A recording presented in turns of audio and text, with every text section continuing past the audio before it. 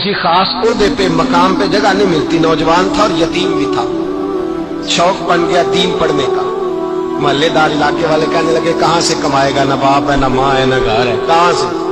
हजरत रूमी कहते हैं नौजवान ने जंगल में झोंपड़ी लगा ली। वहां वो सुबह मदरसे जाता, शाम को जंगल में रहता, वहां अल्लाह अल्लाह करता, सबक याद करता। एक दिन बादशाह की बेटी रास्ता भूल गई, जंगल में आई सहेलियों के साथ, बॉडीगार्ड भी साथ थे पर रास्ता भूल गई।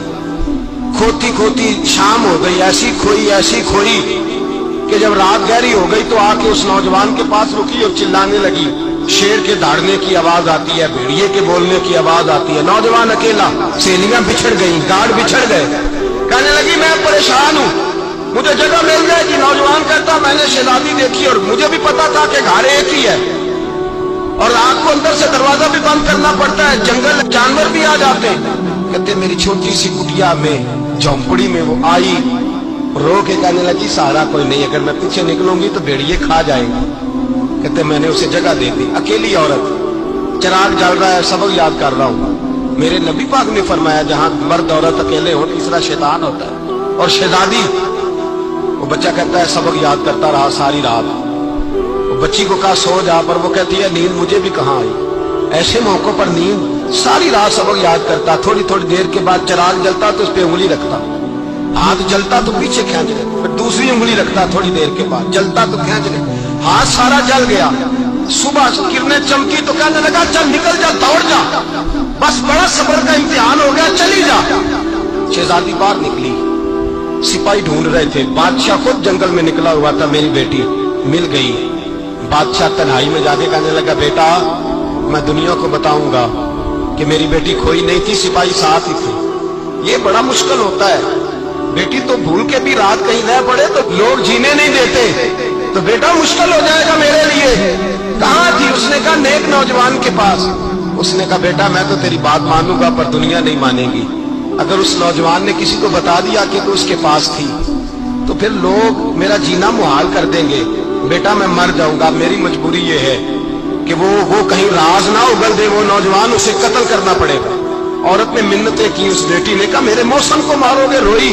और वो कहने लगा मैं बादशाह हूं, मेरा अपना बुखार है, मैं उसको छोड़ नहीं सकता। गिरफ्तार कर लाए सिपाही। वक्त तय हो गया सदा का। अकेले काल कोठरी में रखा गया, जो उसके खास इतबार वाले थे उनकी ड्यूटी लगाई। बादशाह ने बुलाया तालिब इल्म, आया। औरत कहने लगी, बेटी कहने लगी एक दफा तो बुलाओ ना, एक सवाल बस पर्दे में रह के पूछना है और फिर जो आपका जी चाहे। मेरे मौसम को मारना तो है, तो मर्जी आपकी। सामने खड़ा किया, नौजवान पर्दे के पीछे, औरत खड़ी हो गई। बादशाह बीच बैठ गया। बीबी कहने लगी सारी रात बेदार मैं भी रही, सोया तू भी नहीं। वो जो तू चिराग के करीब हाथ लगा के जलाता था वो समझ नहीं आई। नौजवान रो पड़ा, कहने लगा क्या करूं, मैंने रसूलुल्लाह का दीन पढ़ा है, क्या करूं, मैंने हुजूर का दीन पढ़ा है।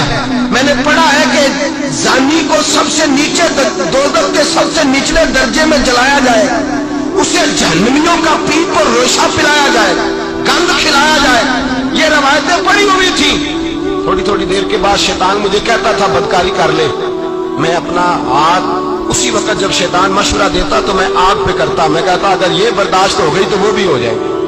जब हाथ जलता तो मैं समझ जाता नहीं तुझसे तो ये नहीं बर्दाश्त होती तो वो कैसे होगी। फिर मुझे शैतान मशवरा देता कोई देख नहीं रहा, तू बुलाने नहीं गया, खुद आई। मैं दूसरी उंगली लगा देता। मैंने हाथ जलाया और मैं समझ गया जब छोटे से चिराग की इतनी सी शमा की आग नहीं बर्दाश्त होती तो दोज़ख की कैसे बर्दाश्त होगी। कहते मैं पास आया, बादशाह ने ये कहानी सुनी, लफ्ज सुने तो चीख मार के रोया। कहने लगा तालिब इल्म तू तो मेरे नबी का सच्चा गुलाम है और मेरे रसूल के जो सच्चे गुलाम होते हैं उन्हें फांसियां नहीं दी जाती, उन्हें तख्त पे बिठाया जाता है। अब तुझे सजा नहीं होगी बल्कि मैं अपनी बेटी का निकाह तेरे साथ करूंगा और मेरे बाद इस सल्तनत का बादशाह भी तू ही बनेगा। अब वो नौजवान वहां नारे लगा रहा है, कहता लोगों तुम मुझे कहते थे दीन से क्या मिलता है, दीन से तो अल्लाह तख्त व ताज भी अता फरमा देता है। अगर नौजवान शर्मो हया वाले बन के रहे अल्लाह सारी इज्जतें दे देगा।